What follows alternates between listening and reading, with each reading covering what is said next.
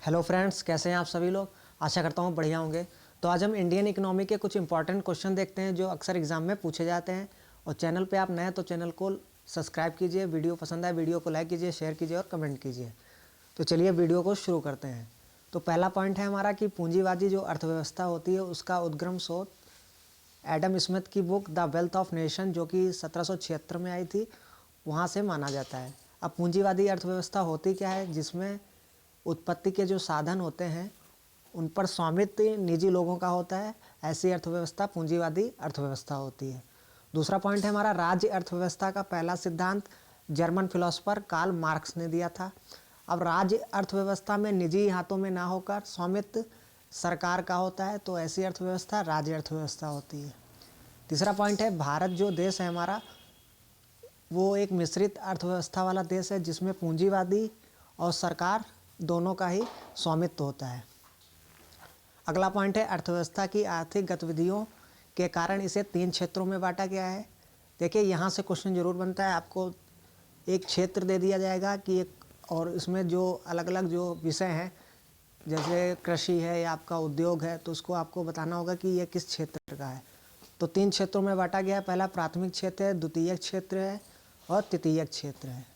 तो प्राथमिक क्षेत्र में क्या क्या आता है, जो कच्चे तौर पे संसाधन जो होते हैं, प्राकृतिक संसाधन जैसे कृषि कार्य हो गया, पशुपालन हो गया, मछली पालन हो गया, उत्खनन हो गया, ये सब प्राथमिक क्षेत्र के हैं।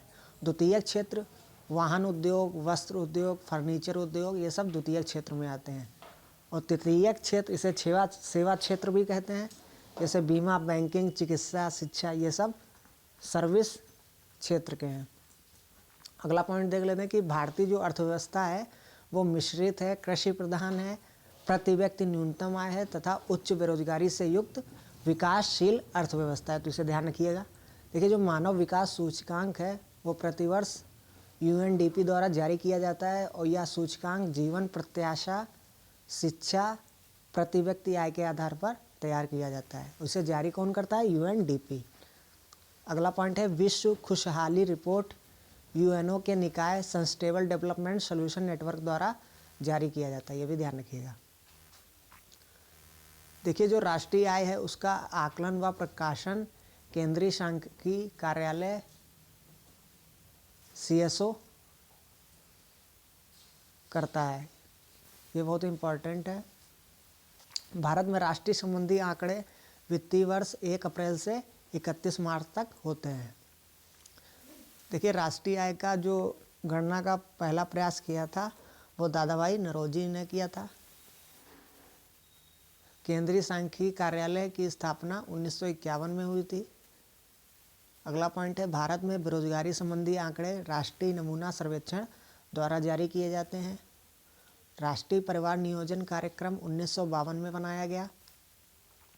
15 मार्च 1950 को योजना आयोग का गठन किया गया, जिसके अध्यक्ष पंडित जवाहरलाल नेहरू, उपाध्यक्ष गुलजारीलाल नंदा थे। योजना आयोग के स्थान पर नीति आयोग का गठन किया गया, जिसकी स्थापना कब की गई? 1 जनवरी 2015। तो ये डेट याद रखिएगा। वर्तमान में इसके उपाध्यक्ष कौन है नीति आयोग के? तो वो हैं सुमन बेरी। और सीईओ कौन है? वो है परमेश्वरन अय्यर। देखिए, जो 1 रुपये का नोट होता है उस पर वित्त मंत्रालय द्वारा निर्गत होता है, निकाला जाता है, और जिस पर वित्त सचिव के साइन होते हैं। और बाकी जितने भी नोट हैं उन पे आरबीआई गवर्नर के साइन होते हैं, केवल 1 रुपये को छोड़ के, जिस पे वित्त सचिव के साइन होते हैं। अगला पॉइंट है आरबीआई द्वारा जो निर्गत सभी नोटें हैं उन पर जो मूल्य है उनका वो 17 भाषाओं में लिखा जाता है। आरबीआई की स्थापना की संस्तुति हिल्टनियन आयोग द्वारा की गई। आरबीआई एक्ट 1934 के तहत 1 अप्रैल 1935 से कार्य करना प्रारंभ किया आरबीआई ने, और इसका जो राष्ट्रीयकरण हुआ था वो 1 जनवरी 1949 को कर दिया गया।